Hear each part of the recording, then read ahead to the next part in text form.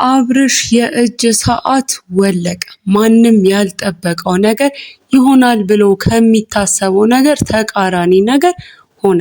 አብርሽ የእጅ ሰዓቱ ከወለቀ በኋላ ምን አይነት ጸባይ እንዳመጣ ሁሉንም አስደነገጣቸው። አዲስ መረጃ ይዘንላችሁ መተናል። ሰላማችሁ በያላችሁበት ብዝት ይበልልኝ። የተወደዳችሁ ውድ ቤተሰቦቼ ሁል ጊዜም መልካሙን ቅንቅኑን የምታስቡ ወገን የማትይዙ ጎራ የማትለዩ ተጎቷል፣ እውነት አለው፣ ሀቅ አለው ብላችሁ ካሰባችሁት ሰው ጎን የምትቆሙ ውድ ቤተሰቦቼ እንደምን አላችሁ? በያላችሁበት ሰላማችሁ ብዝት ይበልልኝ። ለዚህ ቻናል አዲስ ከሆናችሁ ሰብስክራይብ የሚለውን እየተጫናችሁ የቻናሌ ቤተሰብ ሆኑ። ቻናሌን እርዱት፣ ደግፉት፣ እኔንም አበረታቱኝ። ላይክ፣ ሼር፣ ኮመንት ማድረግ አይረሳ። ወደ ቪዲዮ ያልኩ እንግዲህ በሰሞኑ በአብርሽ ጉዳይ ሰው ያለው ነገሩ ያለው አንገቱ ላይ ነው። አንገቱ ላይ በተደረገው ሀብል ምክንያት ነው። በተለይም ደግሞ አሁን ላይ ሩታና ኤፍሬም ያደረጉት ነገር አለ ብሎ እንግዲህ ብዙዎች መረጃ በውስጥ መስመርም ለምንድን ነው ለቤተሰቡ ማትናገሩት? ቤተሰቡን እንዴት ይህን ነገር ማድረግ ያቅተዋል?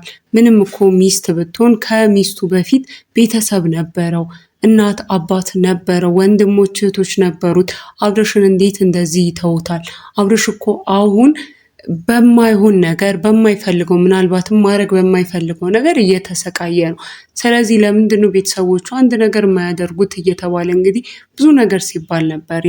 ከዛ በኋላ ነው እንግዲህ ቤተሰቦቹ ታላቅ ወንድሙ ቡዜም ሁለቱም አንድ ላይ ሆነው በጣም ብዙ ነገር ሲሞክሩ በቪዲዮዎች አይተናል። የአብርሽን እንግዲህ የአንገት ሀብሉን እስከ ማውለቅ ድረስ። ከዛም በኋላ ደግሞ እቤት ቆይና አሁን ላይ አንተ መሆን ያለብህ ከኛ ጋር ነው፣ ከቤተሰብ ጋር ለትንሽ ጊዜ ቢያንስ ወደ ራስ እስክትመለስ ራስን እስክትገዛ በራስህ እንደ ድሮ መወሰን እስክትችል ድረስ ለምንድን ነው ከኛ ጋር ማትሆነው?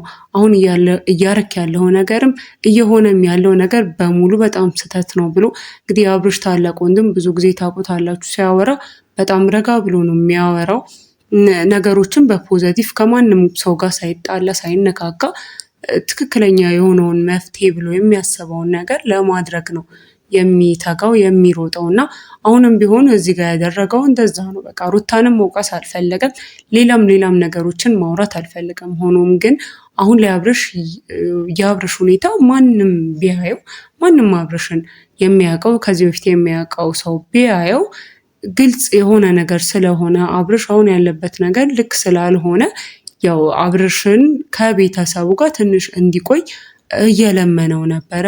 ሁሉም እየጠየቁት ነበር። አብርሽ ግን በጭራሽ አልቆይም እዚህም ቤት፣ ምክንያቱም ደግሞ እኔ ሚስት አለኝ ልጅ አለኝ፣ መሆን ያለብኝ ከሚስቴና ከልጄ ጋር ነው፣ ስለዚህ አልቆይም እያለ ሲያስቸግር ሰምተናል። ከዛ በኋላ ሩታም ስትጠየቅ ሩታም ብትሆን አብርሽ ቤት እነሱ ጋር እንዲቆይ በጭራሽ አልፈቀደችም።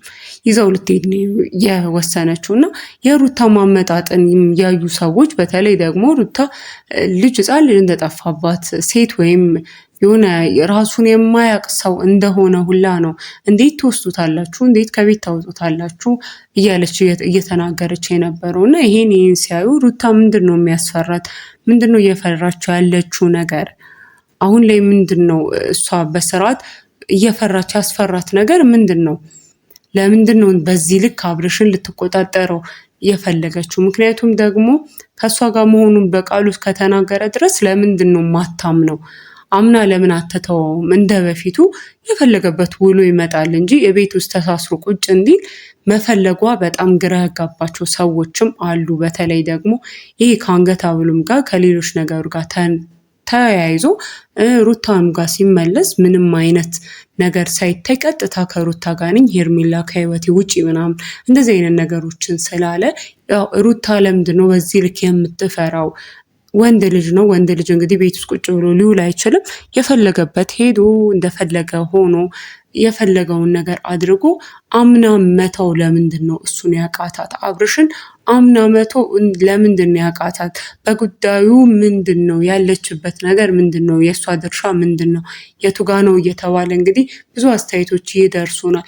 አሁን የደረሰን መረጃ አብርሽ እጁ ላይ ያሰረው ሰዓት እንደወለቀለት ነው። ምክንያቱም ደግሞ ብዙዎች አይ ነገሩ ያለው ከአንገት ሐብሉ አይደለም፣ አይ እጁ ላይ ካለው ነገር ጋር ነው።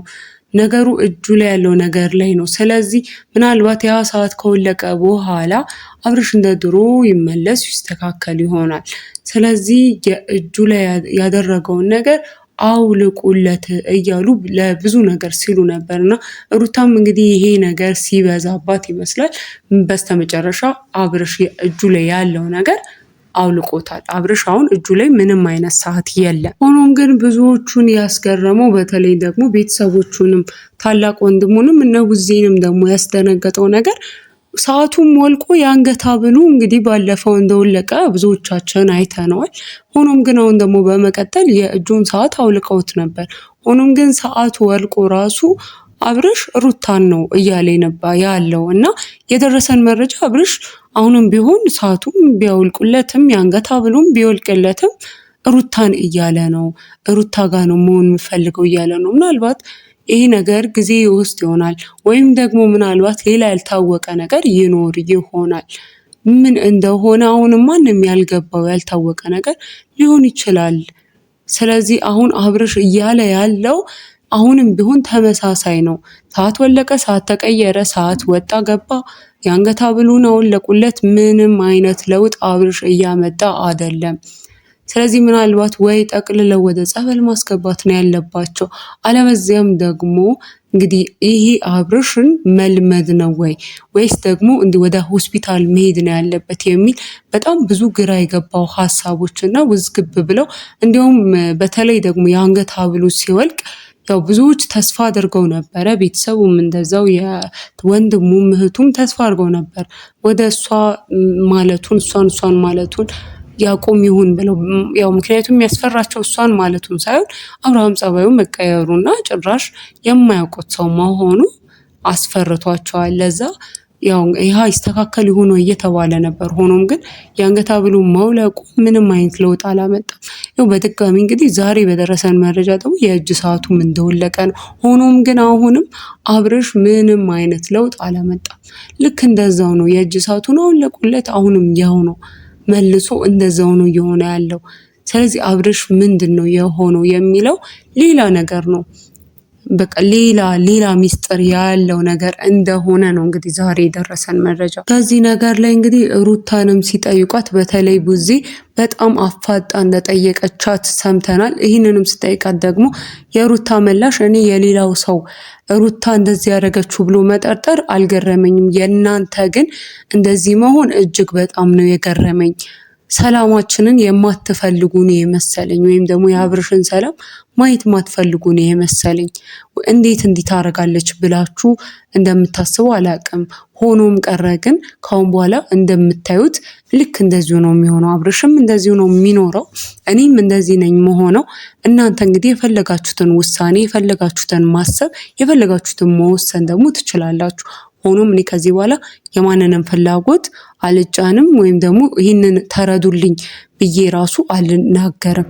በቃ የምታዩትን ነው። አብርሽ ቤቱ ነው ያለው፣ ከሚስቱ ጋር ነው ያለው፣ ከልጁ ጋር ነው ያለው። ጤነኛ ነው፣ ሙሉ ጤነኛ ነው፣ ምንም አልሆነም። ስለዚህ ምንም ልላችሁ አልችልም።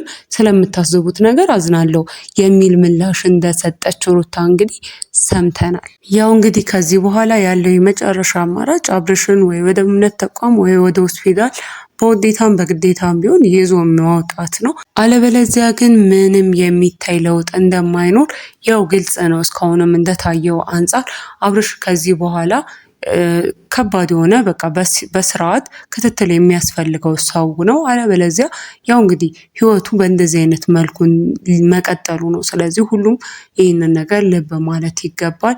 ውድ ቤተሰቦቼ እስካሁን ሰብስክራይብ ካላረጋችሁ ሰብስክራይብ እያረጋችሁ የቻናሌ ቤተሰብ ሁኑ። ቻናሌን እርዱኝ፣ ደግፉኝ፣ እኔንም አበረታቱኝ። አዲስ መረጃ እንደዚህ ሲኖር ወደ እናንተ ይዘን እንመጣለን። ሰላማችሁ በያላችሁበት ብዝት ይበልልኝ። ሰላም ቆዩ።